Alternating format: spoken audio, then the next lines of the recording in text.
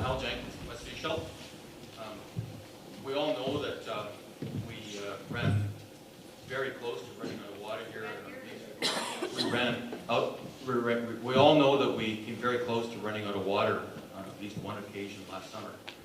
And my question is that what would you actually do down the road to prevent this from happening, so that this community, all of the communities on the Sunshine Coast that are connected to our watersheds, do not run out of water?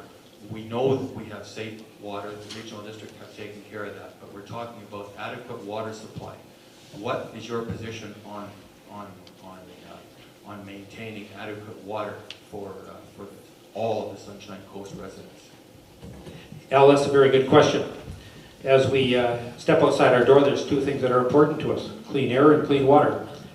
And our regional district is doing an excellent job in providing water to the entire Sunshine Coast.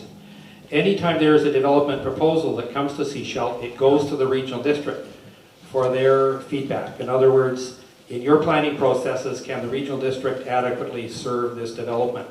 And we respect that. Development would not be allowed to proceed in the lack of proper, safe water.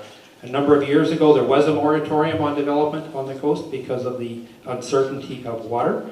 And we must, in fact, support and encourage the regional district for long-term planning and communication with the citizens, so we know, in fact, what we've got, what the plans are, and where the time comes that we shouldn't be, in fact, encouraging any other growth, because we are an area that will continue to be pressured with growth.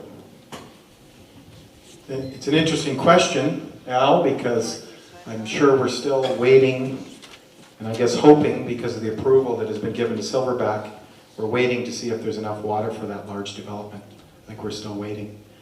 What I would ask that be done was working with the regional district is look at, perhaps if we have to, other sources further up from Chapman Creek. I know a lot of people are wondering, how do we do that? But we need to look at other sources, because we know that there is growth, and we know that the treatment plant at some days during the summer is having difficulty filtering enough water for the community with people watering their lawns.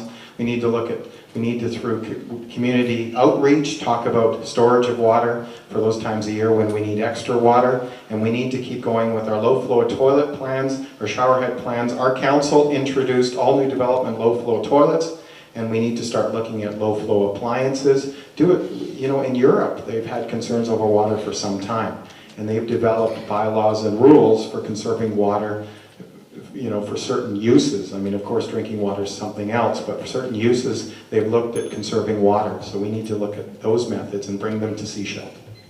Thank you.